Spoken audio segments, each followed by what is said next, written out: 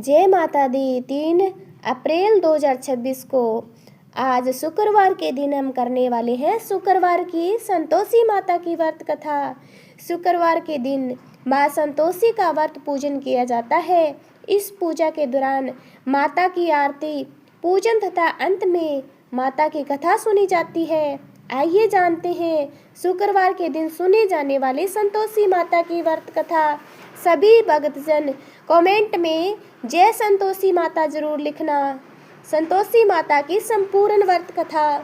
एक बुढ़िया थी, उसके 7 बेटे थे, 6 कमाने वाले जबकि एक निकम्मा था।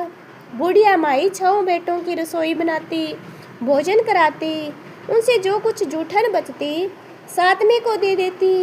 एक दिन वह पत्नी से बोला, देखो मेरी माँ को मुझ पर कितना प्रेम है।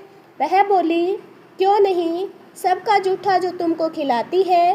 वह बोला, ऐसा नहीं हो सकता, मैं जब तक अपने आंखों से न देख लूं मान नहीं सकता। बहू हंसकर बोली, देख लोगे तब तो मानोगे। कुछ दिन बाद त्योहार आया।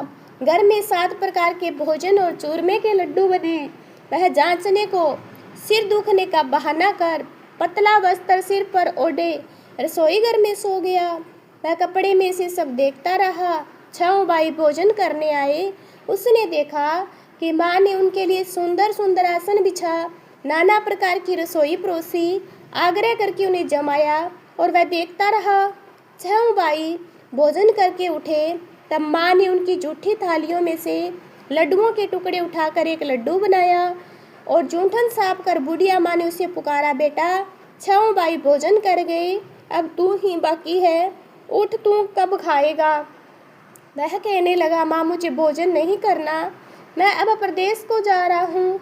माँ ने कहा, कल जाता हो तो आज ही चला जा। वह बोला, हाँ आज ही जा रहा हूँ। यह कहकर घर से निकल गया। 7वें बेटे का प्रदेश जाना। चलते समय पत्नी की याद आई। गौशाला में उबले थाप रही थी। वह जाकर बोला, हम जावे प्रदेश को आवेंगे कुछ काल, तुम रहियो संतोष से धर्म अपनो पाल। वह बोली, जाओ पिया, आनंद से हमारो सोच हटाए, राम भरोसे हम रहे, ईश्वर तुम्हें सहाय। 2 निशानी आपनी देख धरूं मैं देर, सुधी मति हमारी बिसारियो, रखियो मन गंभीर। वह बोला, मेरे पास तो कुछ नहीं, अंगूठी है सो ले लो, अपनी कुछ निशानी मुझे दे दो। वह बोली, मेरे पास क्या है, यह गोबर भरा हाथ है। यह कहकर उसकी पीठ पर गोबर के हाथ की थाप मार दी और वह चला गया। चलते चलते दूर देश पहुंचा। प्रदेश में नौकरी के लिए वहाँ एक साहूकार की दुकान थी। वहाँ जाकर कहने लगा, भाई मुझे नौकरी पर रख लो। साहूकार को जरूरत थी, बोला रह जा। लड़के ने पूछा, तनख्वाह क्या दोगे। साहूकार ने कहा, काम देखकर धाम मिलेंगे। साहूकार की नौकरी मिली। वह सुबह 7 बजे से 10 बजे तक नौकरी करने लगा। कुछ दिनों में दुकान का सारा लेन देन, हिसाब किताब, ग्राहकों को माल बेचना, सारा काम करने लगा। साहूकार के 7-8 नौकर थे, सब चक्कर खाने लगे, यह तो बहुत होशियार बन गया है। सेठ ने भी काम देखा और 3 महीने में उसे आधे मुनाफे का हिस्सेदार बना दिया। कुछ वर्ष में नामी सेठ बन गया। मालिक कारोबार उस पर छोड़कर बाहर चला गया। पति की अनुपस्थिति में सास का अत्याचार। इधर उसकी पत्नी को सास ससुर दुख देने लगी। सारी गृहस्थी का काम कराकर उसे लकड़ी लेने जंगल में भेजते। इस बीच घर के आटे से जो भूसी निकलती उसकी रोटी बनाकर रख दी जाती और फूटे नारियल की कटोरी में पानी। एक दिन वह लकड़ी लेने जा रही थी। रास्ते में बहुत सी स्त्रियां संतोषी माता का व्रत करती दिखाई दी। वह वहां खड़ी होकर कथा सुनने लगी और पूछा, बहनों तुम किस देवता का व्रत करती हो और उसके करने से क्या फल मिलता है। यदि तुम मुझे इस व्रत का विधान समझा कर कहोगे तो मैं भी तुम्हारा बड़ा एहसान मानूंगी। तब उनमें से एक स्त्री बोली, सुनो, यह संतोषी माता का व्रत है। इसके करने से निर्धनता दरिद्रता का नाश होता है। जो कुछ मन में कामना हो सब संतोषी माता की कृपा से पूरी होती है। उससे व्रत की विधि पूछी। वह भक्ति निस्तर बोली, 1.25 आने का गुड़ चना लेना, इच्छा हो तो 5.25 रुपये का लेना, 1.25 रुपये का सहूलियत के अनुसार लेना, बिना परेशानी, श्रद्धा व प्रेम से जितना भी बने सवाई लेना। प्रत्येक शुक्रवार को निराहार रहकर कथा सुनना, इसके बीच कर्म टूटे नहीं। लगातार नियम का पालन करने सुनने वाला कोई न मिले तो घी का दीपक जलाकर उसके आगे जल के पात्र को सामने रखकर कथा कहना। जब कार्य सिद्ध न हो तो नियम का पालन करना, कार्य सिद्ध हो जाने पर व्रत का उद्यापन करना। 3 महीने में माता पूरा फल प्रदान करती है। यदि किसी के ग्रह खोटे भी हो तो माता 1 वर्ष में कार्य सिद्ध करती है। फल सिद्ध होने पर उद्यापन करना चाहिए, बीच में नहीं। उद्यापन में डाई से राटे का खाजा, खीर, चने का साग, 8 लड़कों को भोजन कराना। जहाँ तक मिले देवर जेठ भाई बंधु के, न मिले तो रिश्तेदार और पड़ोसियों को बुलाना, उन्हें भोजन करा यथाशक्ति दक्षिणा देवे। माता का नियम पूरा करना, उस दिन घर में कोई खटाई न खावे। यह सुन बुढ़िया के लड़के की बहू चल दी। रास्ते में लकड़ी के बोझ को बेच दिया और उन पैसों की गुड़ चना ले माता के व्रत की तैयारी करके आगे चली और सामने मंदिर देखकर पूछने लगी, यह मंदिर किसका है? सब कहने लगे, संतोषी माता का मंदिर है। यह सुनकर माता के मंदिर में जाकर चरणों में लौटने लगी। दीन हो विनती करने लगी, माँ मैं निपट अज्ञानी हूँ, व्रत के कुछ नियम जानती नहीं, मैं दुखी हूँ। हे माता जगत जननी, मेरा दुख दूर कर, तेरी शरण में हूँ। माता को दे आई। एक शुक्रवार बीता, दूसरे शुक्रवार को उसके पति का पत्र आया, तीसरे शुक्रवार को उसका भेजा हुआ पैसा आ गया। यह देखकर जेठ जिठानी मुँह सिकोड़ने लगी। लड़के ताने देने लगे, काकी के पास पत्थर आने लगे, रुपया आने लगा, अब तो काकी की खातिरदारी बढ़ेगी। बेचारी सरलता से कहती है, भैया कागज आवे रुपया आवे, हम सबके लिए अच्छा है। ऐसा कहकर आंखों में आंसू भरकर संतोषी माता के मंदिर में मातेश्वरी के चरणों में गिरकर रोने लगी। माँ मैंने तुमसे पैसा कब मांगा है? मुझे पैसे से क्या काम है? मुझे तो अपने सुहाग से काम है। मैं तो अपने स्वामी के दर्शन मांगती हूँ। तब माता ने प्रसन्न होकर कहा, जा बेटी तेरा स्वामी आएगा। यह सुनकर खुशी से बावली होकर घर में जाकर काम करने लगी। अब संतोषी माँ विचार करने लगी, इस भोली पुत्री को तो मैंने कह दिया कि तेरा पति आएगा, लेकिन कैसे? वह तो इसे सपने में भी याद नहीं करता। उसे याद दिलाने को मुझे ही जाना पड़ेगा। इस तरह माताजी उस बुढ़िया के बेटे के पास जाकर सपने में प्रकट होकर कहने लगी, साहूकार के बेटे सो रहा है या जागता है?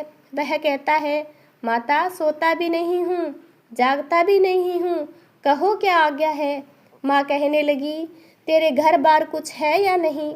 वह बोला, मेरे पास सब कुछ है माँ, बाप और बहू है, क्या कमी है?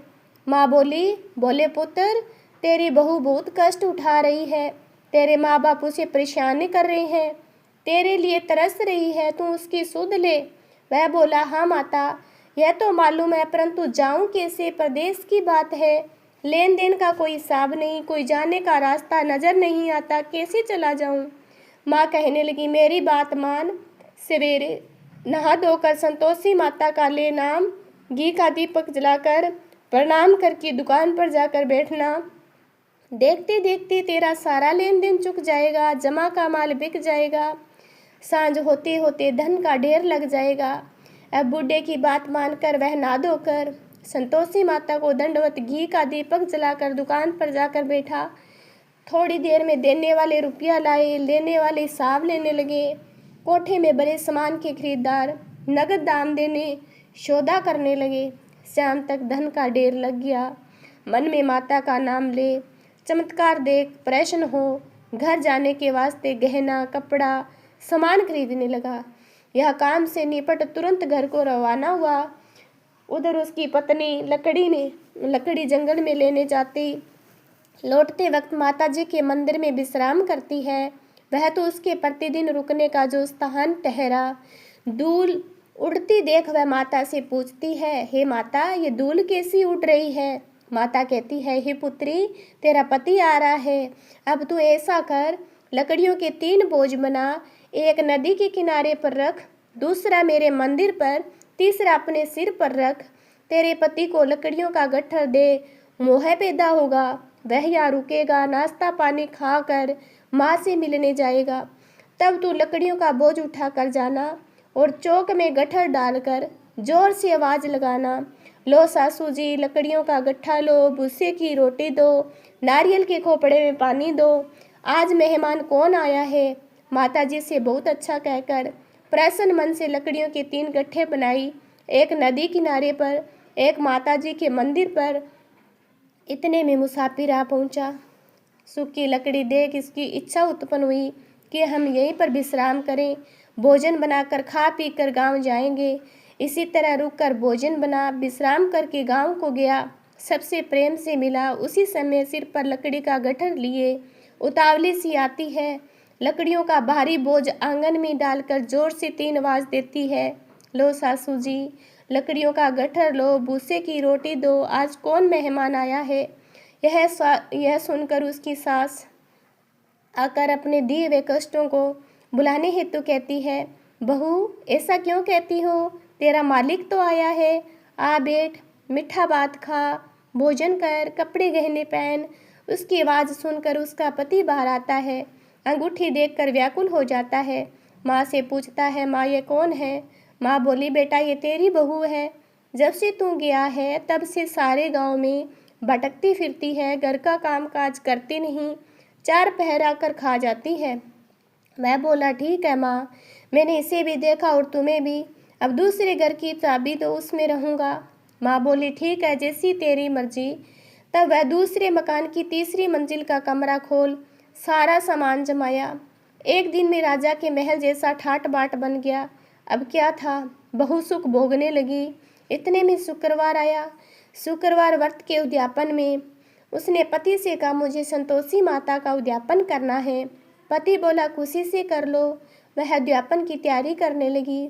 जिठानी के लड़कों को भोजन के लिए कहने गई।